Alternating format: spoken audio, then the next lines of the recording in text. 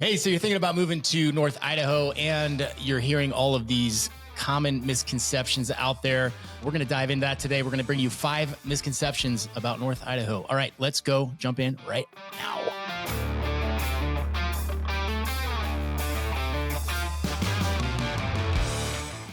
Dave, myself, the rest of our team, we get calls, texts, and emails every single day from people just like you trying to learn more about North Idaho. So hit that subscribe button, tap the notifications bell. That'll keep you up to date on all of our latest content. And if you're looking to move right now or 12 months from now, give us a call, text, or email. We'd love to help you make that smooth move right here in North Idaho. All right, the first misconception about Idaho is that it is podunk backwoods. That is not the case. No, and I actually thought that moving up here too. I had very little experience with the north end of Idaho before we moved up here. And I was like, I don't know, it might be too small.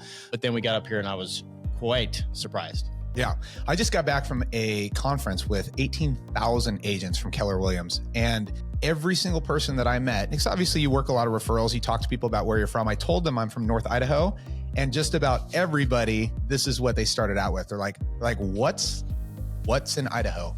They commonly think we're Iowa too. I have to point it out on a map, but a lot of people think there's not a lot of resources up here.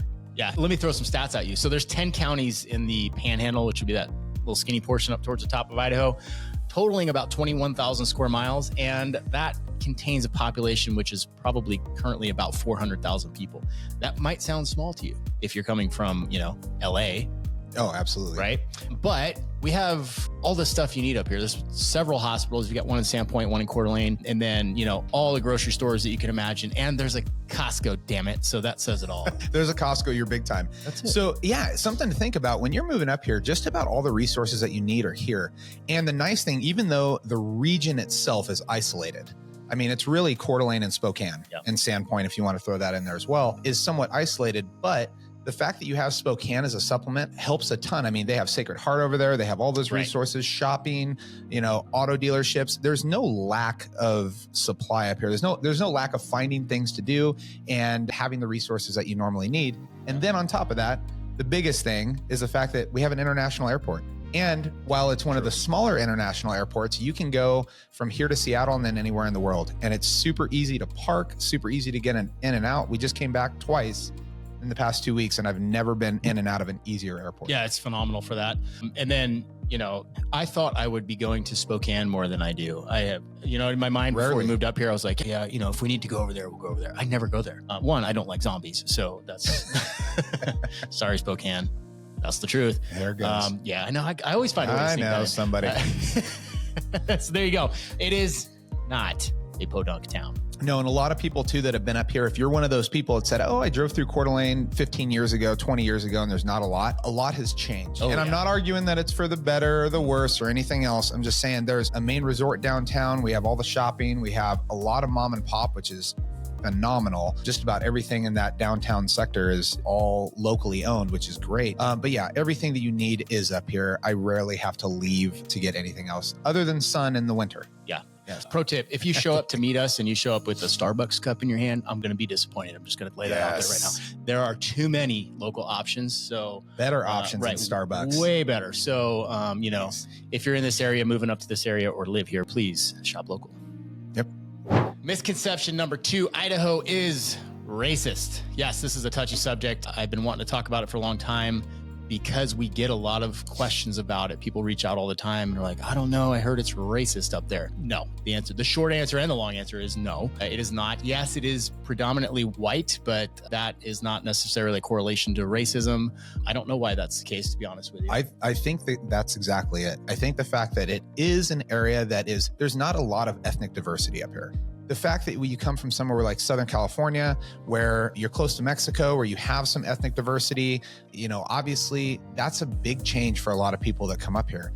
And it's not necessarily a good thing, but I think that's what leads to the misconception that it's just a bunch of white people that are racist. And that is not the case up here. In fact, being in law enforcement as well, I think it's one of those things that, when you get people that come into the community, they think, man, I'm going to be targeted or I'm going to be uncomfortable being there. I can't say I haven't seen any of that. I've seen that everywhere. But the truth is that more likely than not, people up here are more than willing to accept people for who they are. We just want, the one thing that it does have up here is that this is a very conservative area.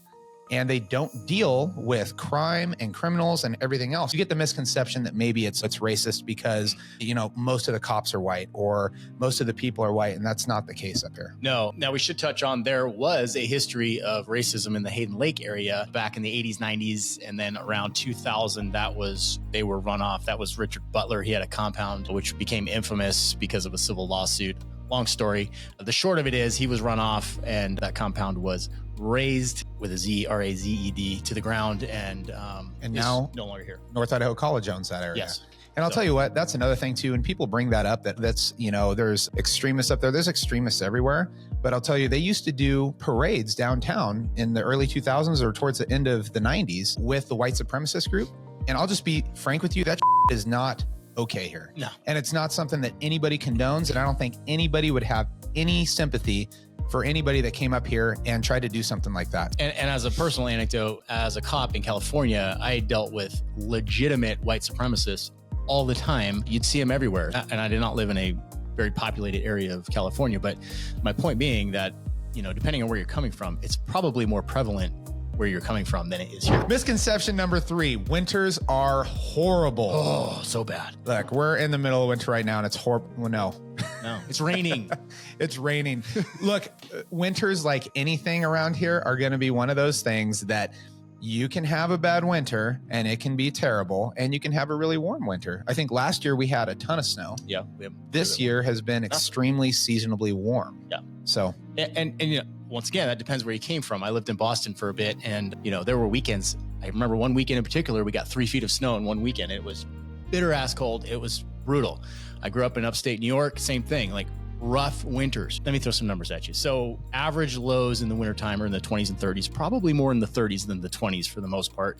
And then we get about 40 to 60 inches of snow a year, depending on where you're at in the panhandle. Obviously, if you're up at the peak of Schweitzer Mountain, you're going to get more than that. But, Coeur d'Alene, it's not that much. We got, 4 or 5 inches the other day? Yeah. And it's all gone. The next day it was gone. It was raining. That was it. So you're not going to get socked in for the most part. Obviously, there will be winters that, for whatever, are a fluke, and, it could be the opposite. But for the most part, on average, they are not that bad. So driving in the snow too is what people really worry about, right? They think everything's going to shut down. There's nowhere to go, stores shut down. That's not the case. People up in North Idaho know how to deal with the winter. Stores stay open, schools stay open. I think I can probably count on one hand how many times my kids have not gone to school because of a snow day. Yeah. And usually it's because it's actually right in the 30s and you've had some freeze and then some melt, and it's really just you have icy roads. But that is not super common. Kids still ride their bikes, which is crazy. Mine don't. Ride their bikes to school even when it's snowing. So probably in a t-shirt, I might add. This is very true. Yeah. So the truth is, life goes on up here. They're set to handle it. The roads get plowed. It's really not as bad as people conceive it to be. No, probably the worst part for me and my wife is the long periods of cloudiness, right? And you have that pretty much, in most places, you'll have that in the wintertime anyway, even if it's a warmer climate. Northern California, we had long periods of cloudiness. So that may be the hardest part for, one thing we do, which Dave loves, is I get these little lights that shine a light on my face while I'm working at the in the desk. He mocks me for it. And that works really well for me. There's lights right here right now. I feel so bright right now. It feels like I'm on the beach right now, Dave. Idaho pro tip for the winter. Here it is. Plan your vacations at the end of February or early March. That's usually when people are over the winter. They're ready for it to warm up, but it's still going to be a month or so until you can really go outside with your shirt off and really get a tan and really enjoy the sun. So if you're planning a vacation for your family, the end of February, early March, going down south is the best time. We just got back from a vacation ourselves. Not me, him. Yeah. Me, yes. I went on a vacation, but here's what I'll say. Do it in February or March, because once summer comes around, you're not going to want to leave. No, don't leave in the summer. Good time. All right, misconception number 4.